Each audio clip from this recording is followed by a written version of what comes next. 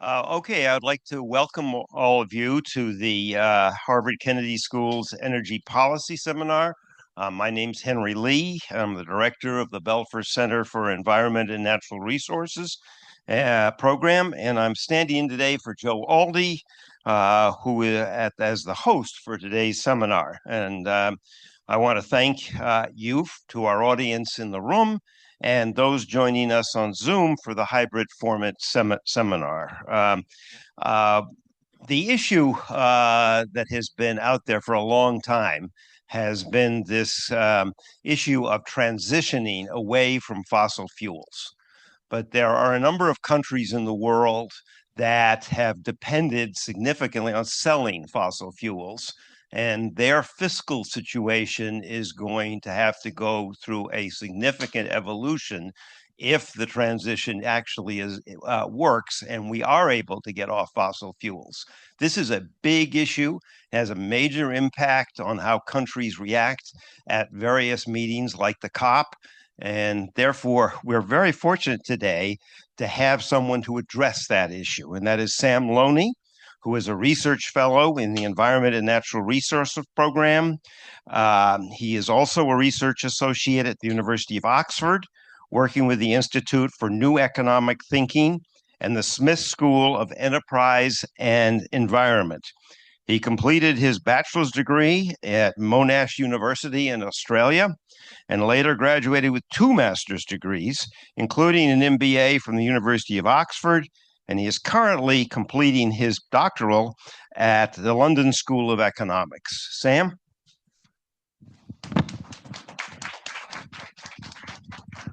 Hey, thank you very much, Professor Lee.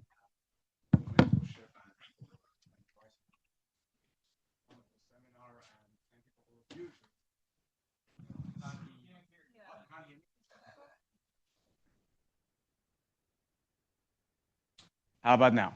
Is that slightly better? Okay, great. So yeah, it's wonderful to be here with all of you and look forward to an engaging seminar. And today I'm going to be talking about public finance and the energy transition. And at any point during the presentation, if you have a question, please feel free to raise your hands and we'll get through it. Okay, so some background. In 2023, primary government spending was approximately 35% of global GDP. So that's equivalent to approximately $37 trillion. And the value of the sovereign bond market stood at around 64 trillion. So as we can see here, government spending has a major role to play in the global economy. Now, the vast majority of these expenditures are overseen by the ministries of finance and national treasuries, whose core responsibilities include the management of public finances, monitoring of macro risks alongside central banks, of course, but also the design of fiscal policies. And given their role in public finance, ministries of finance not only determine where and how these trillions of dollars are spent, but also how macroeconomic risks are assessed and managed. And this is where the focus of my talk will be today: the effects of macroeconomic risks and how they transmit through public finances, particularly through transition and climate-related risks. Now, the literature shows that climate-related factors are already driving up public spending, lowering revenues, and raising borrowing costs, with poorer regions, and particularly also more indebted regions, more severely affected. And there is already a growing literature on this, which I encourage you all to look at. However, what remains unclear is how ministries of finance are thinking about these climate and transition-related risks and opportunities, and how these are being integrated into their public finance frameworks or decision-making frameworks. And this is really the focus of the talk here today. Now, I have 3 research questions. Number 1, how are ministries of finance around the world currently thinking about climate and transition-related risks and opportunities? 2, how are these risks and opportunities being integrated into their analytical and decision-making frameworks? And 3, is there a misalignment between the Ministry of Finance's perception of the climate/transition risks and their objective exposure? An objective should be in quote unquote. And can this mismatch have real macroeconomic implications for the country, and also potentially, which is a second paper, transmission to global markets and other economies? Now, the presentation will be as follows. First, I will discuss the empirical results from the survey. Then I will discuss a theoretical model to demonstrate some relationships and to demonstrate the mechanisms here. And then finally, I will speak very briefly about policy implications. All right, but I will do something that is usually not what's done, and that is to share the main takeaway with you up front, just so that in case you end up leaving halfway through, at least you have something to take with you. So firstly is, as markets are beginning to price climate and transition risks in bond markets in particular, a better representation of these dynamics, so climate and transition dynamics, in government forecasts and decision-making tools is crucial for closing potential information blind spots. That is to say that better representation of the details could help governments close the information gap and potentially make better decisions. And secondly, the results from this presentation, which I'll demonstrate, suggest that this issue is particularly prevalent in emerging economies, and particularly in the poorer and more indebted ones, where high levels of exposure to these risks, combined with their low capacity, whether it's in data or in analytics, can constrain effective decision-making and potentially lead to real fiscal and economic implications. Okay, cool. All right, let's jump into the empirical results. Survey background. So this is the world's first empirical and comprehensive study of transition and climate-related fiscal governance within ministries of finance, with over 65 countries presented in the data, and that's about a third of IMF member states.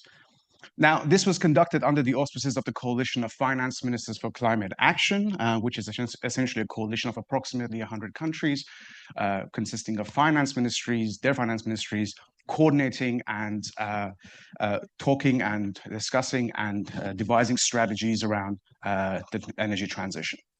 Now, the methodology is simple. There is a baseline mixed method survey where we have 50 overarching questions, 200 sub-questions, and quite a few of those, I believe 40 of them have also additional response qualitative options, but then there's also 10 open-ended qualitative questions for much more detailed responses.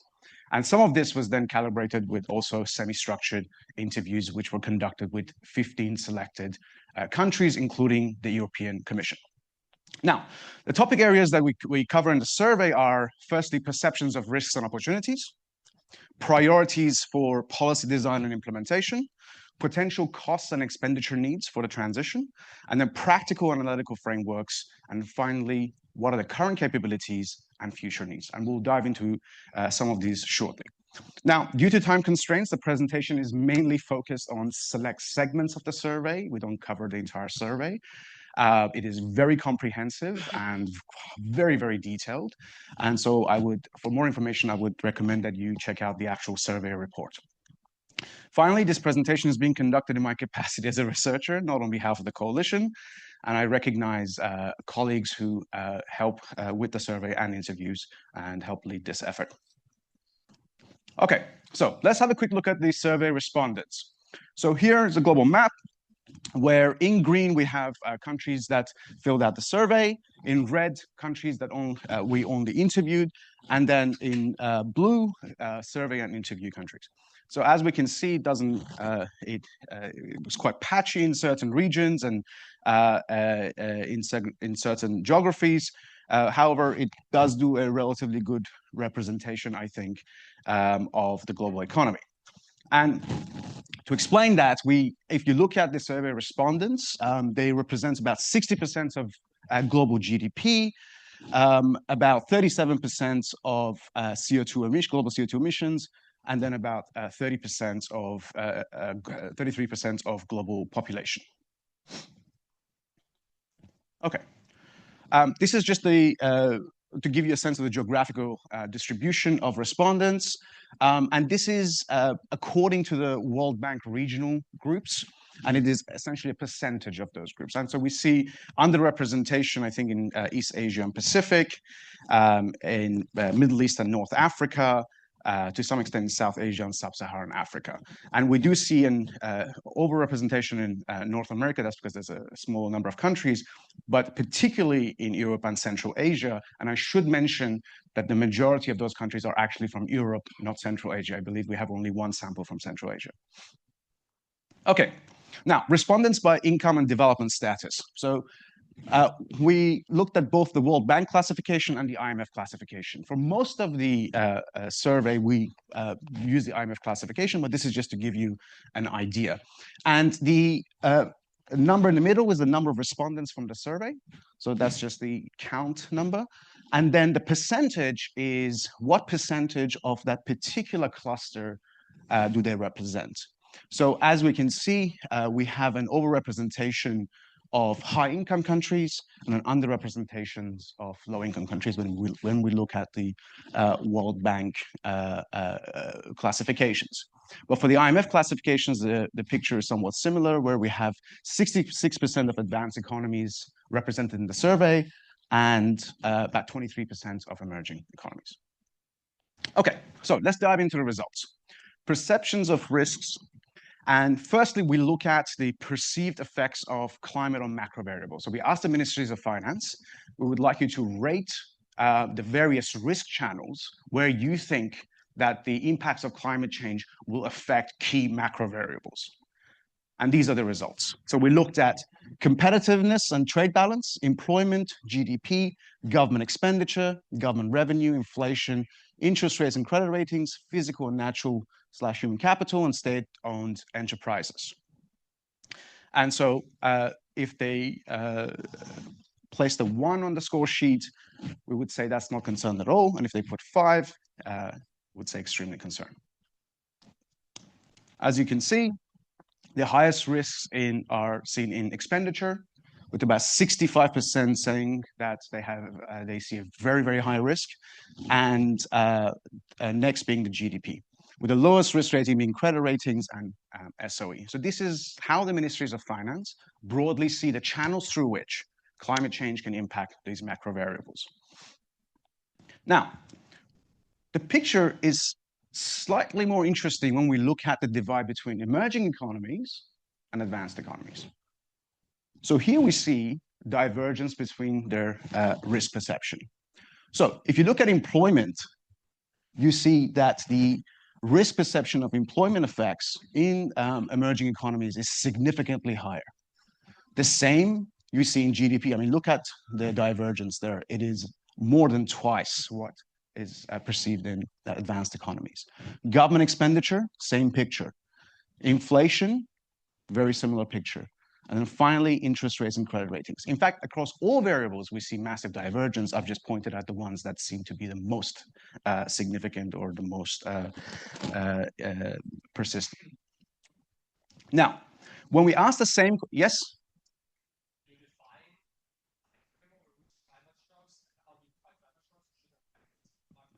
That's an excellent question. So we ask about, yeah, so the question was, what's the time frame that we define? And we look at short to medium term effects.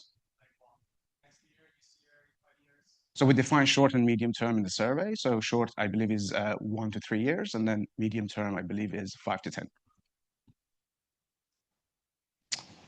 Next, we ask about the perceived effects of decarbonization policies. So national policies on macro variables. Here, naturally, we see a very high risk seen on expenditures, and secondly on competitiveness, and then the lowest, again, we see on physical and natural human capital, and then interest rates and credit ratings. So these are the two main ones you see. And this is the country's own decarbonization policies. Here, perhaps not surprisingly, we don't see a huge divergence between emerging and advanced economies, as especially compared to before. And that's to say that perhaps this is because it's more of a priority for advanced economies, and so you don't see a massive divergence, or at least they see it as equally important. Now, this is also another interesting question we ask, which is to say about the effects of global transition on macro variables. That is to say, if other countries are decarbonizing, how do you perceive that affecting your macro variables? And this kind of goes to the earlier point Professor Lee mentioned about the effects of, for example, decarbonization and reduction in oil demand and its effects on exports of oil, gas, and coal in countries that are highly dependent on those resources. So this is the type of question that we're envisioning here, and we ask questions about. And here, naturally, we see competitiveness and trade showing up as the highest risk, followed by broad GDP effects, and then the lowest being on interest rates and credit ratings, which is an interesting observation because we'll come back to this, and then physical, natural, and human capital. And then when we look at the picture between advanced economies and emerging economies, we see a big divergence in the effects on GDP, where emerging economies see a more widespread and more intense effects on GDP.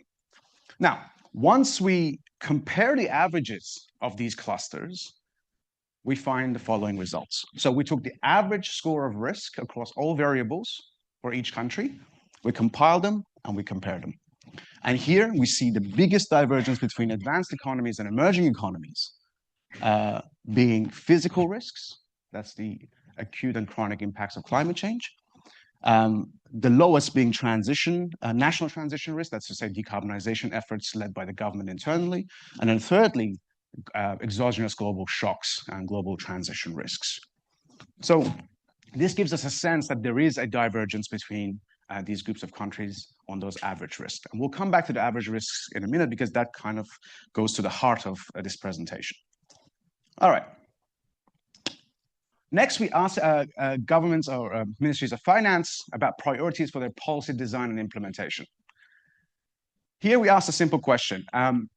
Do you consider climate and transition factors as a core economic issue? And we had very encouraging results. So 32% believe that yes, they do see it as a core economic issue, and they see it as central to the mandate of the Ministry of Finance. About 57% said that they do see it as a priority, but it is the mandate of another department, with Ministry of Finance playing more of a supporting role. With a small percentage saying no and a small cluster saying other. These are encouraging results to say that there is broad recognition about the priorities and about this being a core economic issue. We also said that whether ministries of finance are looking at potentially identifying economic opportunities from the transition. And here we saw about 25% saying that the Ministry of Finance is the main player, about 39% saying the Ministry of Finance is in a supporting role, but recognizes that economic opportunities exist. And then with a larger percentage than before, saying that this is not yet a priority, but it is being considered. And then a very small percentage saying that this is not a priority. Again, broadly, I would say encouraging results. Now, when we ask about priorities for policy design, that is when we ask them, what are the main factors that you take into account when designing your policies, particularly in relation to the energy transition and climate change? And these are the 5 classes of policies we looked at. Fiscal sustainability and affordability, economic growth and efficiency, legal obligations, distributional employment impacts, and international competitiveness. And not surprisingly, highest priority for ministries of finance is fiscal sustainability and growth and efficiency. That is the framework through which they design their public finance strategies and fiscal strategies. But the lowest priority were distribution, perhaps more surprisingly, and legal obligations. And legal obligations here refers specifically, for instance, to the UNFCCC, so commitments from international climate agreements. And so we see that's a much lower priority for the majority of ministries of finance. And we didn't really see much of a divergence between advanced and emerging economies here either. Okay, next we ask about the prioritization of policy instruments. And that is, we listed a number of instruments related to climate action and the energy transition. And we asked about the status of these within governments. And broadly, we see a pattern where the highest priority for governments is the raising of revenue. So whether that's through taxation or through green budgeting or mobilizing of funding. And to some extent, also broader strategies. So these are just national development strategies, which are then integrated with energy and transition factors, which is good news. But the lowest priority we saw green subsidies and green investment strategies and greening of central banks.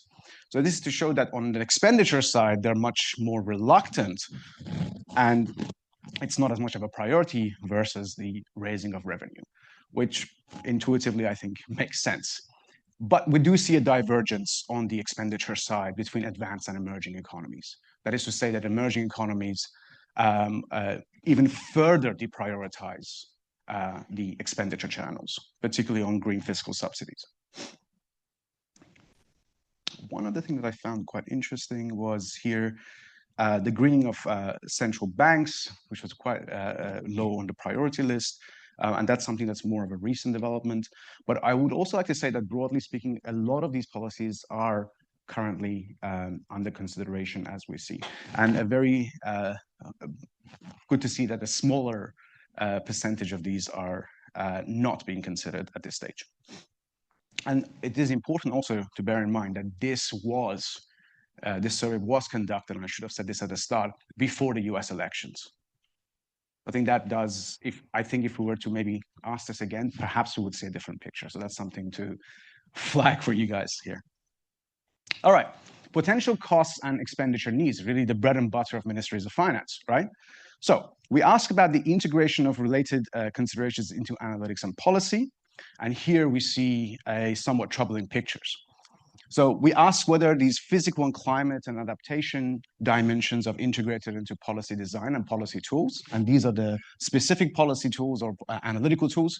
We asked about budget projections, financial sector policy, macroeconomic forecasting, policy and program appraisal, and tax and fiscal policy. And the orange bars represent physical and climate factors, and then the blue bar represent decarbonization and mitigation. And here we see very little integration, I think approximately across all instruments on both factors. And this is a troubling sign, and we'll come to this in a minute in more detail, but that is to say that essentially these factors, which ministries of finance consider very important, are not being systematically integrated to their core decision-making tools. To go further, we ask about whether they've conducted any analysis aimed at quantifying policy costs for these three classes of policies. And here you see that 44% have not conducted this, and somewhat troubling, 16% saying they were unsure whether they've done this. We see a very similar picture on decarbonization, and then a very similar picture on diversification. And that is to say that ministries of finance, at least when it comes to adaptation, decarbonization, diversification, have not costed these policy options as of yet. Then we ask about whether they've conducted any analysis aimed at identifying channels of raising revenue for a low carbon or in a low carbon economy. And here we see a similar picture where about 39% said they haven't, 35% say they have, and again, a troubling number, 18% say they are unsure. We then went ahead and asked about their assumptions regarding sources of future funding for the low carbon economy. And again, bear in mind that a sizable portion have not conducted an analysis of this. So this is based on perhaps other insights that are pulled together. And we see very similar patterns for advanced and emerging economies, except as expected in international aid and grants and blended finance, where we see the needs, or at least where ministries of finance from emerging economies believe the majority of their funding would come from. Other than that, I think there's broadly similar patterns across both groups. Next, we asked about their current capabilities. Yes?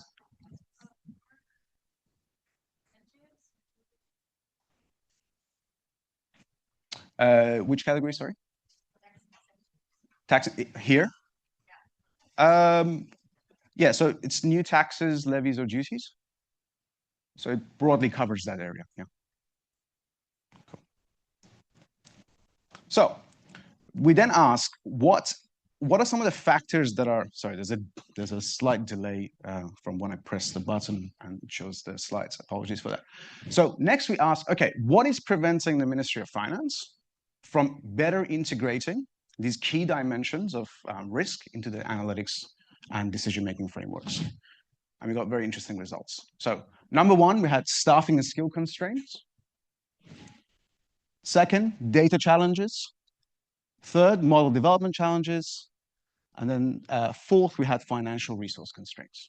So these are some of the factors that they have raised about what are some of the key factors preventing them from doing so. And this essentially, I think, is a way to try and identify solutions or policy recommendations for international organizations to help perhaps fill some of these gaps. And then when we ask more specifically about the type of support from the international community, in particular the Coalition of Finance Ministers, we got some of these results, which is access to the latest developments in modeling, access to case studies from other countries, very highly rated, assistance to develop in-house climate analytical capabilities, access to online dashboards of existing climate-related data and scenarios, and mobilizing resources capacity for domestic data collection, and so on. And this was essentially an attempt for us to understand how can we more specifically close this gap within the ministries of finance. Okay. We also then finally asked them the following, which said, what are some of the key questions that you have insufficient information or struggling to answer? And to share that with us in their extended response. And we broadly have categorized these into the following themes: questions about prices and markets, global competitiveness, technological uncertainty, labor and skills, tax revenue, and budgeting. And these are some of the sample questions that we can look at. So, how ambitious should carbon pricing policies be, and how should they evolve over time? Or what are the impacts of the carbon border adjustment mechanism or other global regulation on the economy and our trade balance? Or how can ministries of finance magnify the economic impact of net zero plans on sectors and industries? And on the labor and skills, what is the impact of transition on regional labor markets?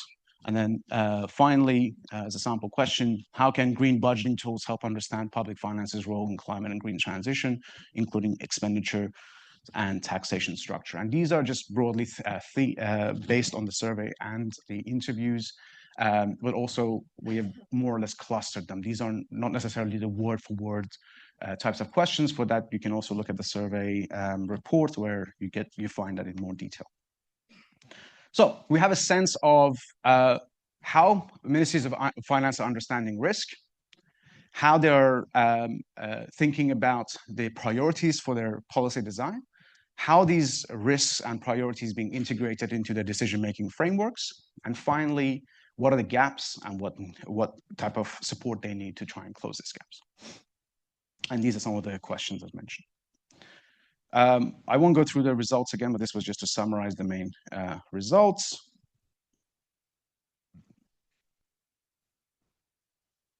Now, let's jump into the theoretical model.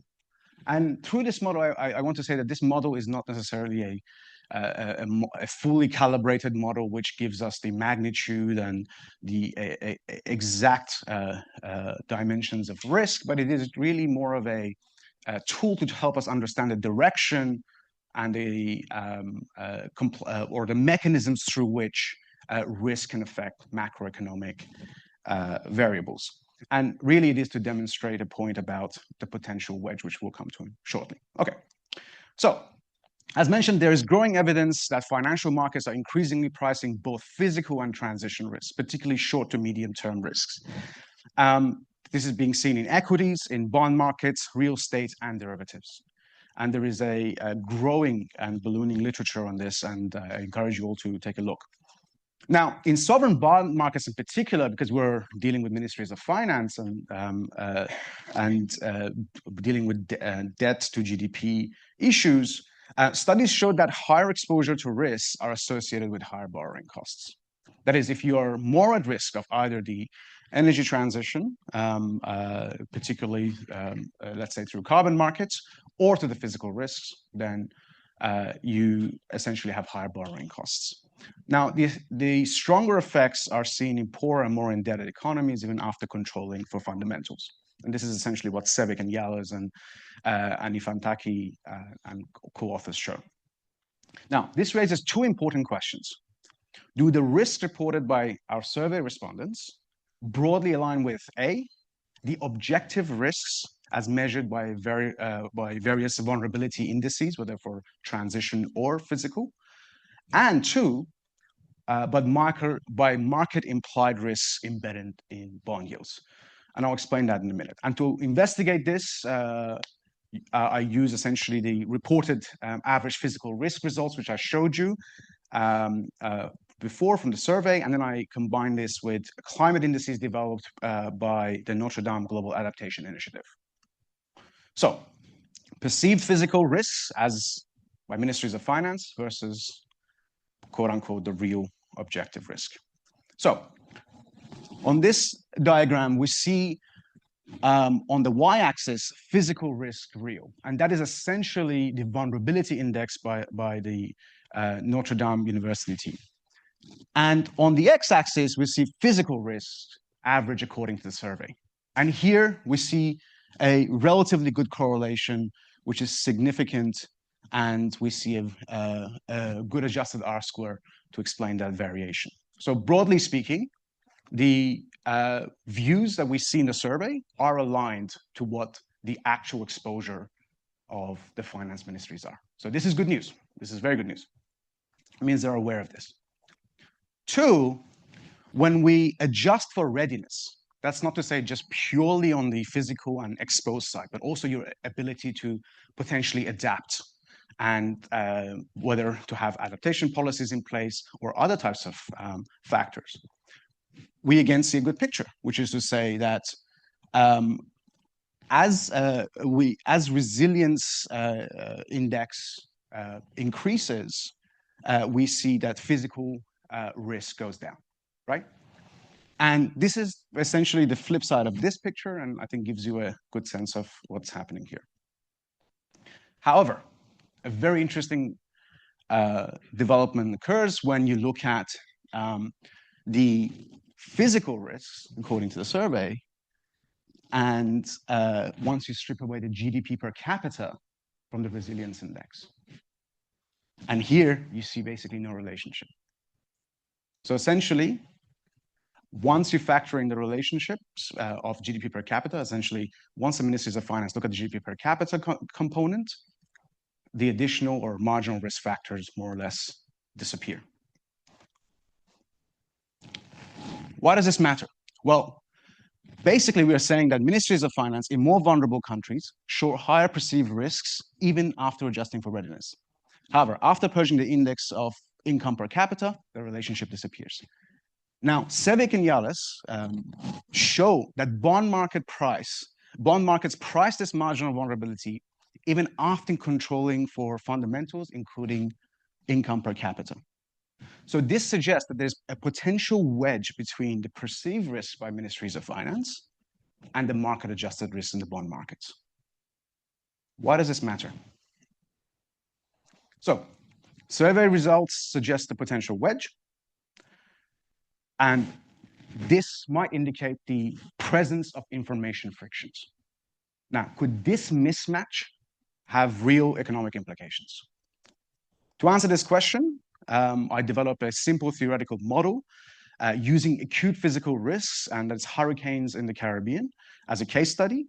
And my setup essentially builds on the sovereign default models of Ethan Gersowitz, Ariano, and it's integrated with climate specifications of Malucci and Duffy.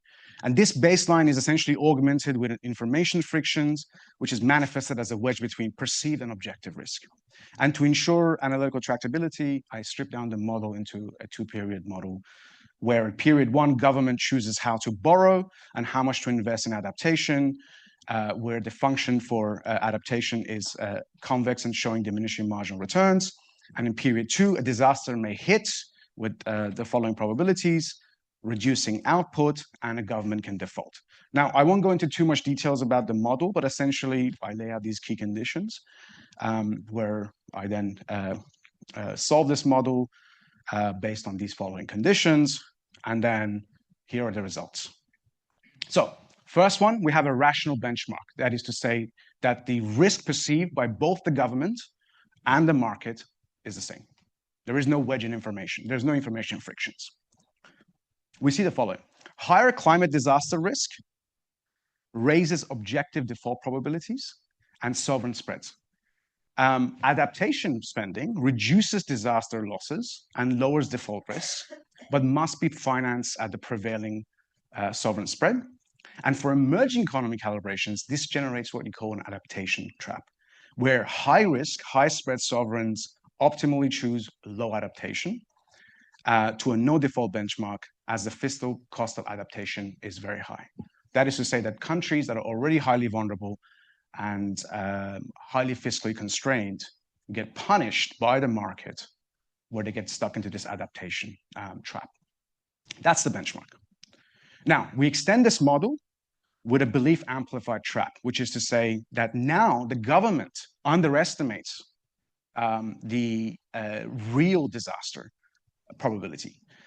And therefore, the marginal benefit of adaptation goes down and the riskiness of additional borrowing goes down, given this belief distortion. And then in comparative statics, you see optimal adaptation is lower under distorted beliefs. The precautionary motive to limit debt is weaker, and the objective default probabilities and spreads are higher. And then when we do a policy experiment at a moderate debt level of about 52%, this shows that with a 10% wedge in beliefs, that is to say, the government's view of the risks is 10% lower than what the international bond market predicts. Optimal adaptation collapses to almost zero, and spread increases by about 50 basis points relative to the rational case. Now, put very simply, the belief wedge basically generates a penalty for that economy, where if you're acting on a much more optimistic view of climate risks, that is, you haven't fully internalized the risk as seen by the market, the government chooses too much debt and too little adaptation, making the fiscal position additionally fragile. So anticipating this, investors price not only the climate shock, but also the endogenous risk of underpreparedness. And this pushes up the equilibrium borrowing costs. And that is to say, essentially, you amplify that adaptation trap, where if you're an emerging economy that's highly indebted and highly at risk, you amplify the potential implications. Now, this is a very simple model. There are many factors and dimensions that are not considered, but this is really just to demonstrate the potential mechanism, not to give you the magnitude. And of course, this requires long-run calibrations, which have not yet been done, which we'll do in the next stage. Now, this intuition is also broadly consistent with the literature on information frictions on government forecasts and their macro-financial implications. That is to say that also, as Frankel and Schreger show, governments tend to be much more optimistic about their position and their risk than financial markets. And in certain circumstances, this then leads to economic implications. And a very similar story is also seen in Ed and Hong, 2022. Okay, so what are the policy implications of this? Why does this matter? Well, to recap, we said approximately 90% of ministries believe that climate change and the energy transition are core economic issues, with most citing their various risk channels as highly concerning. That's the baseline. However, despite this, only about a third of these have integrated these risks and opportunities into the analytical and decision-making frameworks, with the biggest barriers being skills, data, and modeling capacity. Now, this challenge seems to be more acute in emerging economies, where high exposure meets low data and analytical capability. And there's another working paper that we don't have the space to go through now, but we show that there is a relationship there. But this can lead to a misalignment between internal government forecasts and real-world dynamics. And this essentially creates a blind spot. Now, closing this information gap should be a priority for governments, naturally, particularly in emerging economies. And that is to ensure a better and more robust representation of climate and transition dynamics in decision-making tools. And to this end, colleagues and I have developed a framework to help ministries answer some of the key questions that we saw outlined in the survey, and to help them better represent the key climate and energy transition dynamics in their decision-making tools. And the practical framework was outlined in this paper, which was published recently, which is Economic Models and Frameworks to Guide Climate Policy, with co-authors Cameron Hepburn, Matt Ives, Penny Mealy, Peter Barbrook-Johnson, Don Farmer, Nick Stern, and Joseph Stiglitz, where we basically identify 5 overarching transition-related policy questions that governments are struggling with, as outlined in the survey. And we relate them to these specific 5 groups of dynamics or themes. And then we highlight the 3 key features of the transition which can make the modeling of these questions particularly challenging, including structural breaks, strategic complementarities, and nonlinear dynamics. That is to say that we believe that the energy transition, in many instances, we're not looking at marginal changes. We're looking at nonlinear changes and structural changes. And this makes it difficult for a lot of the existing models, or at least legacy models, a lot of which are in government, to be able to handle these very complex dynamics. So it's not just about the integration of climate and energy dynamics into government tools and models, but it's about the right representation. And this amplifies the problem that we mentioned earlier, which is to say that because of these complexities, it is very difficult to integrate these into models. And so therefore, some guidance is needed as to how to tackle this. And essentially, that's what we discuss in this paper. And then to tackle these complex features, we come up with 5 core modeling principles and key design features based on best practices. And so this includes parsimony, tractability, insightfulness, empirical consistency, and suitability. And the idea here is to essentially use this as essentially a decision-making framework to then decide how to best apply models and how to apply them to the right policy questions. And finally, we assess these principles against existing studies using macroeconomic models on the energy transition and climate change. And we see how these measure up against these principles. And from that, we identify gaps, both for research, for developing models that address these potential gaps in the current suite of models that are available to governments. And then secondly, from that, we identify further recommendations for government. Now, we discussed the key questions from the survey, but I can just quickly talk about the key features of the transition, which is the structural breaks, strategic complementarities, and nonlinear dynamics. So structural breaks essentially refers to shifts between regimes and equilibria as technologies, institutions, and behaviors can radically change. Basically, the historical relationships that have existed start to break down because of a sudden and structural change. And that can make it difficult for some models to be able to actually capture that. And so it can lead to, for example, underestimating the cost of adaptation and overestimating the cost of the transition. And this can then lead to real policy implications, which we outlined in the paper. Strategic complementarities is that a lot of models don't necessarily look, at least legacy models don't look at returns to one technology or action, because these increase with adoption of complementarity ones. A classic example would be EVs and charging, and renewables and storage, where the complementarity between these technologies and these dynamics essentially help drive costs down and shift the equilibrium. And then finally, nonlinear dynamics. We know, for instance, that climate change, we can see tipping points where we get a sudden nonlinear change in weather patterns and climate patterns. In technologies, we have learning curves, which don't follow a linear path, and we have thresholds and feedbacks. And so basically to say that small changes at what we call sensitive intervention points can have massively outsized effects. So that's really how we define the key features of the transition. And then based on that, as mentioned, we outline some key characteristics of useful models, which is that the model should capture essential features and discard the non-essential. It needs to be tractable, so it's easy to analyze and not just a black box, so that governments can understand the different mechanics and mechanisms in the model and how they interact with each other. It needs to be insightful. whether those are quantitative estimates or qualitative insights that governments can drive in terms of informing their decisions. And I think very importantly, it needs to be empirically consistent. So it needs to be based on the best available empirical evidence and transparency about the often deep uncertainty involved, as we mentioned here. And then finally, it needs to be suitable and deal with the key features of the energy transition. With that, I wrap up the presentation and open to questions and comments. Thank you. Okay, is this on? Yeah.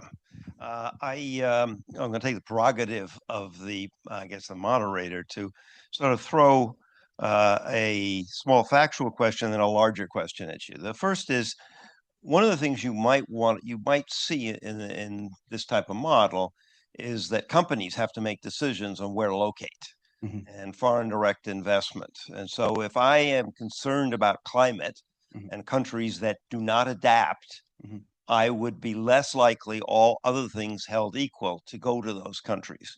Did you look at all at foreign direct investment? And my larger question is, one of the conclusions I get from this is that if ministries of finance had better staffs and better modeling skills, they would understand that adaptation is really important, and then they would then put money into it. But these countries don't have money to put into it. And therefore, aren't we back right around waiting for the developed countries to put money into the emerging economies, which for the last 20 years they have promised to do and haven't done? Thank you, Professor Lee. Those are very good and somewhat loaded questions, but I will do my best to answer them. So we did not look at FDI, but I think that's a very important dimension to look at.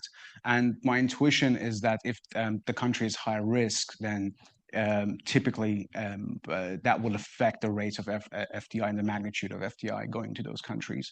And if we look at bond markets as essentially a signal to FDI, we can see that potentially that being internalized and that discouraging that. And by the way, I think the same could be also true of countries that are highly exposed to the carbon markets. So these are, for example, major fossil fuel exporting economies. If there is a view that the price of oil is going to decline, or the demand for oil is going to decline, or for any of the other hydrocarbons, then that could potentially affect the FDI. And then that, of course, then also potentially interacts with the Dutch disease dynamics. And I think there's a paper by Professor Rick van der Ploeg and others which actually talk about this. And that is to say, yes, I see very much as that potentially happening. Now, the second question that you raised is essentially about the adaptation financing. And there, of course, has been an agreement on advanced economies providing funding to emerging and more vulnerable economies to adapt to climate change because of the varied responsibilities for climate change based on cumulative carbon emissions. And there is a very interesting annual report by Oxfam, which I encourage all of you to read, on climate finance, as to what is the state at which we are, and obviously massively inadequate. And so this makes it very difficult for highly vulnerable countries to then adapt. Because if we go by market logic, as we've seen here, through the adaptation trap that we saw, and then the wedge that I show, you're just stuck in a low adaptation equilibrium, which is to say that because you're already highly vulnerable and you're highly indebted, that just makes it very difficult for you to borrow and then adapt. So you're stuck in this cycle, and it gets worse. So if you get hit by a hurricane and these risks amplify, that just worsens the situation. And I would say the same if you are also highly exposed to the carbon markets and to the energy transition, because you're a very highly carbon-intense economy. And in fact, studies do show this. So this, I think, then causes a lot of potential issues. And then we have to look at issues like equity to see what's the fair way of doing this, and also the implementation and delivery. And these mechanics are, I think, very important and crucial. But all I'm saying here in this model is to say that in addition to these existing problems, there is also an additional information friction that potentially might exist, which further exacerbates the already big problem that we have. And through analytics, through better decision-making tools, can we fix all the problems? I don't think so, not at all. And I will show you a slide in a minute which demonstrates that. But I think it can help close some of the gap. And the slide I'm referring to is, in fact, this one.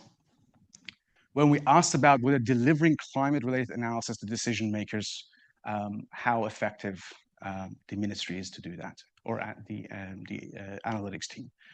And you know, we see that not all of them are very confident, and even if they did have the good tools and analytics, they can immediately deliver, and that naturally translates into better decision making. There are lots of other frictions and gaps there, but this is to say that at least this is part of the story, that this can help close. And so, yeah, I hope that answers your question. Thank you. I have a question about digital infrastructures. Since the debt adaptation trap is driven largely by belief distortions and information asymmetry, so how do you see the digital infrastructures can become a solution? In other words, it might mean not change the risk itself, but how it's possible that it can help the market to change how to perceive it. Thank you. Do you mind expanding on that a little bit? I don't think I fully. Yeah, I mean, you mentioned that the debt adaptation trap is largely driven by the belief distortions and lack of enough informations. So I was wondering, since in those countries, I guess the digital MRV and tools are not abundantly used in those markets. I see. So is it possible that if we change that, they can help the market change how to view it? I see. Okay. That's a very good question. I should say that this is a highly simplified model, so we don't address all dimensions, but I should clarify that the adaptation trap is something that Duffy 2025 shows. And that is to say that already, just because of the high risk and high vulnerability and financial stress, certain countries remain in the adaptation trap. That's not what my model shows. My model just simply says that the belief distortion amplifies that trap further. That's it.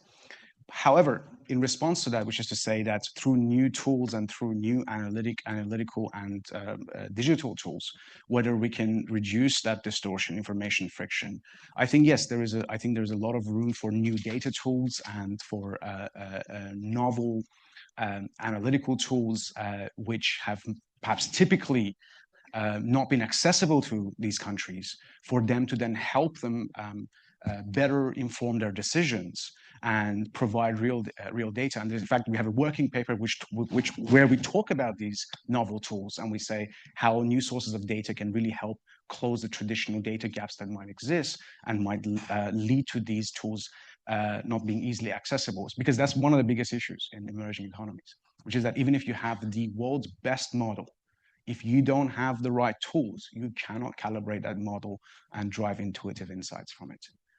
So this is, I think, points to that new tools can help that. Sorry, here, and then I'll come to you. Apologies.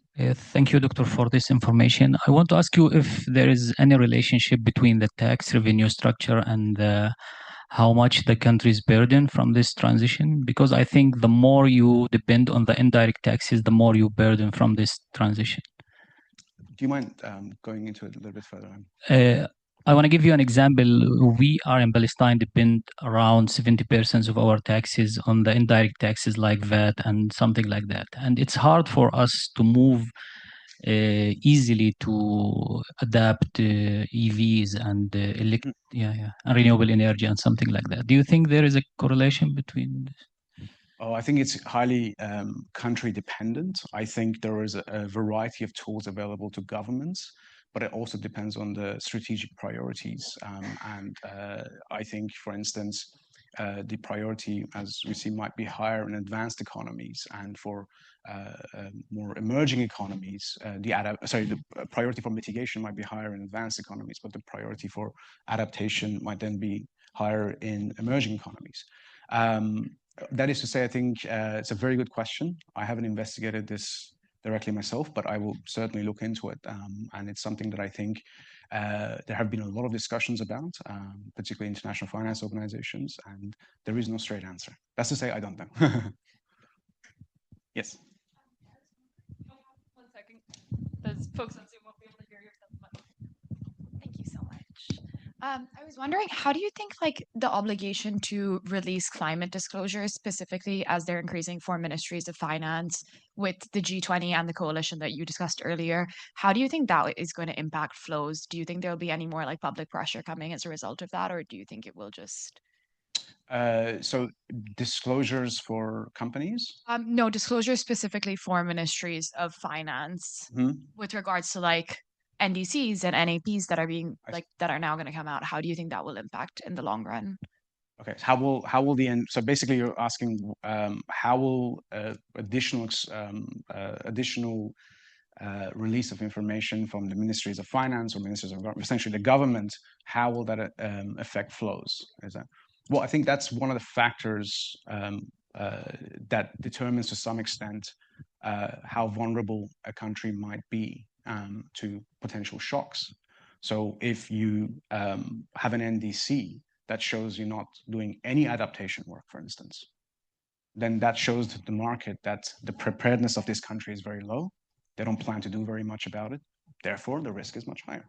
So the NDCs can be a way to signal to international markets that you are essentially doing something, and that can potentially change their view of risk. However, if international markets or believe, or they don't, rather the other way around, if they don't believe you in the sense that you have a long track record of claiming things as a government and not implementing them, then I would think that you might not see too much of a change on that front. But if you're a government that does what it says, then sure, I think that will help reduce the risk. But again, for very highly vulnerable economies, the challenge is actually accessing finance to then be able to put up the right adaptation mechanisms. And that is really where I think a major gap exists and has existed for a long time. I hope that answers your question. Yes, please go ahead. Thank you so much for presentation. I was wondering, do you think the results that you gained from that study could be applied to rethinking of the technical capacity or technical assistance that donor countries provide to the beneficiary countries? So oftentimes the current format is to do a on-field, like a very short-term training, providing some basic, very basic skills, but then it doesn't really convert into the higher, better informed staff, or obviously you cannot gain the skills for modeling within like 1 week of the workshop. Do you think that the format of technical cooperation should change?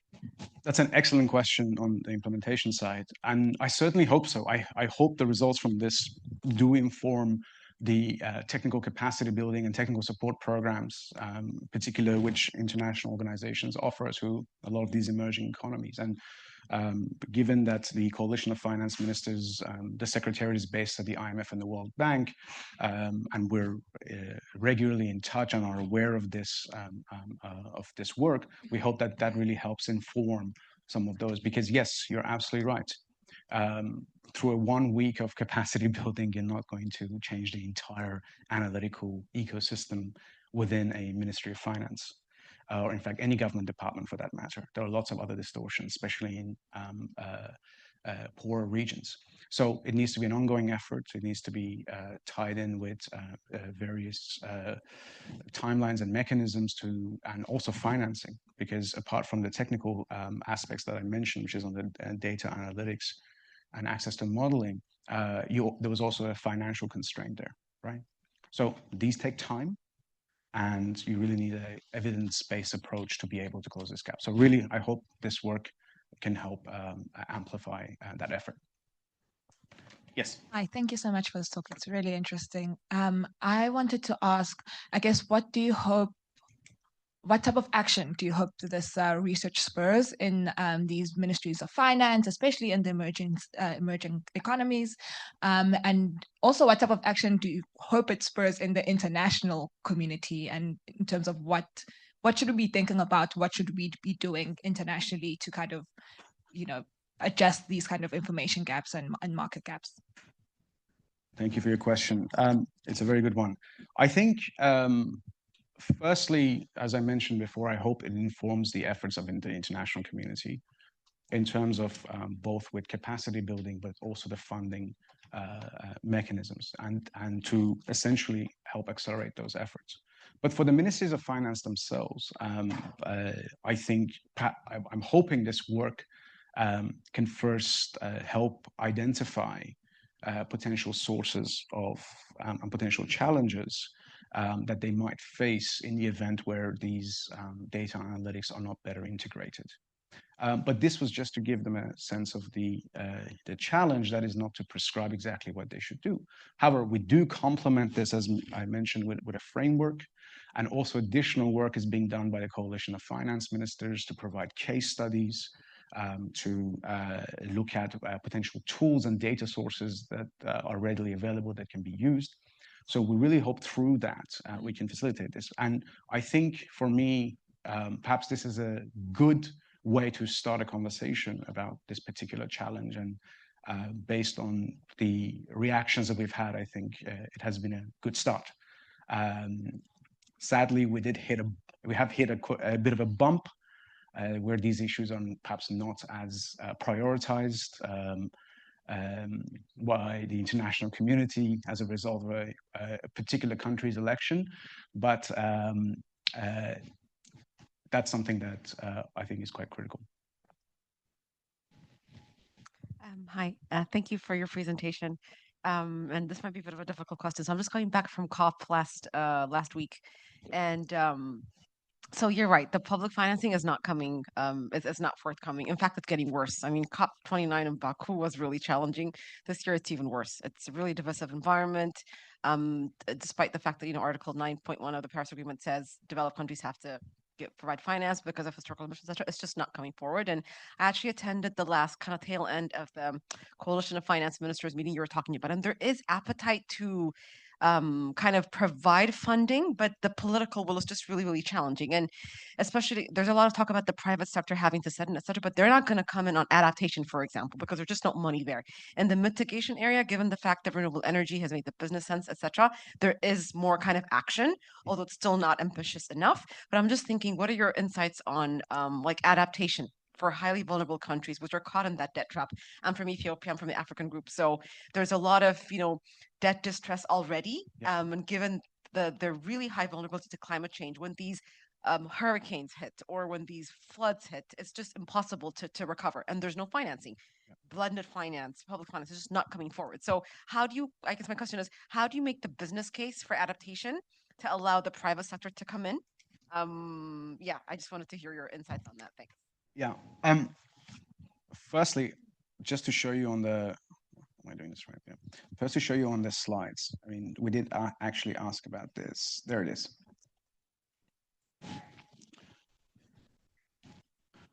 That's the results we got from emerging economies. Their assumption cites a much higher dependence on international aid and grants and blended finance. So we know from there that's something that that's a source that they see through which they can raise this revenue.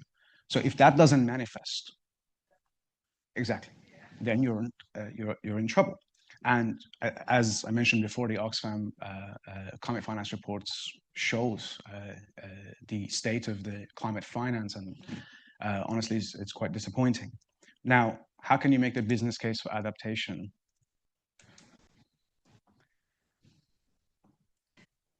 I don't have an answer for you. I'm sorry. I really don't. There are, I think, I'm not an expert on adaptation. There are some very interesting work being done by colleagues on this particular topic, but it is very, very difficult. as we have shown here, especially if that adaptation is highly dependent on large infrastructure adaptation, which is then in turn dependent on lots of finances, and particularly in already indebted economy and distressed economy. So it's difficult, but I'm glad someone at least is looking at it, and I would look at some of the work that's been done by the Global Adaptation Initiative, as well as nature-based solutions at the University of Oxford, which are looking at case studies and ways to potentially tackle this issue. But it is a very, very serious challenge. And I should mention that this is not just limited to the climate shock risk, but also, as I mentioned, from carbon markets. That is to say, if you are an economy where 90% of your finances come from oil and gas, and those finances are then used to fund public health and education, and if you have a long-run demand shock to oil prices because of decarbonization or CBAM or something like that, then you're vulnerable, especially if your extraction costs are high. So you also see some frictions both on the mitigation side and the adaptation side. So this is something. Now, some countries can, of course, withstand that because they have enough fiscal buffers to be able to manage that transition. But if you're a small economy with huge amounts of oil resources and very little diversification, and you already have a lot of other development challenges, that makes it very difficult. Thank you for sharing. And I have some questions about your model. How many variables did you use in your model? And did you use any practical data to testify your model? And as you said, the model can help reduce the cost. But I think different emerging economies have different impact. For example, some countries may have more effective impact on the reducing cost, and some countries may not have so obvious effect. And did you research about China? How about China? If China use this model, is it be a very effective way to reduce the cost? Thank you. A very good question. Unfortunately, we don't have China on our list, so we didn't specifically look at China. But on your other question about the model calibration, this is just a two-period model. I use some basic parameters to get a rough estimate, but that the magnitude is not to be trusted. I think once we calibrate the model to a more long-run dimension, then there I think we can be a little bit more trustworthy of the results. But even then, I think there, again, there's a lot of dynamics that are not looked into that. So for the adaptation trap, I believe that it's already calibrated by Duffy. Same on the climate model by Malucci. For my one, it's just a two-stage simplified model, which is solved in closed form. Which is solved in closed form, but the infinite time horizon model is not. And so that's just to say that, yeah, it's not fully calibrated. It's just to demonstrate the direction and relationship of that friction in information. Now, can models help the transition? I think to some extent. It is highly context dependent. It can at the very least help close some of that information friction. But that is not to assume that once we just give a country better models and data, it will naturally translate into better policies. There are, again, a lot of institutional and political economy factors and other issues that come into play as well, which need to be looked at. We're just zooming in on the analytical part, which I think also matters, but the extent depends on the country. And on China, yeah, I think that's a further discussion, which probably we don't have a lot of time to go into, but yeah, I hope that answers your question. Last question. Well, I'm just visiting from the public health school, but so in public health, we tend to ask the question, how do you prioritize when everything is a priority? So I'm going to ask you the same question. what do you think should be the short-term, midterm, long-term priorities for emerging economies based on everything that you told us that should be done? How long do you have? Look, there are a lot of priorities, and it's not for me to prioritize. What I can just point out is to show the data and say that these are some challenges. But I do think that from some of the conversations and from the studies, data seems to be a big issue, at least when related to the analytical part, and then support and capacity building. I think these two really are the key to be able to close this information gap and better represent climate dynamics. And we do provide a framework with some policy recommendations in the paper I showed earlier. But yeah, there's a lot of things to do, and obviously, sorry, I didn't, where is it? Yeah, there's a lot of things to do there, but it is hard to prioritize. But I would broadly say that we hope that this work at least starts a conversation as to what needs to happen. Well, thank you very much. And before we wrap up, let me note that this is the last energy policy seminar for this semester. We will reconvene in February for the spring semester, and we will probably get out by mid-January a list of these seminars. If you are suffering from an absence of seminars, we have our first of what I hope is a monthly set of seminars on China and climate and energy, starting on December 3rd at what time? 4 p.m. I would like to thank Ricardo Mora and Liz Hanlon for their logistical support of the seminar series for this semester, as well as Joe Aldi, who cannot be with here today. And I would also like to express appreciation to the Belfer Center and the Salada Institute for Climate and Sustainability for their support of this series. Please join me in thanking Sam for a fantastic seminar today. Thank you.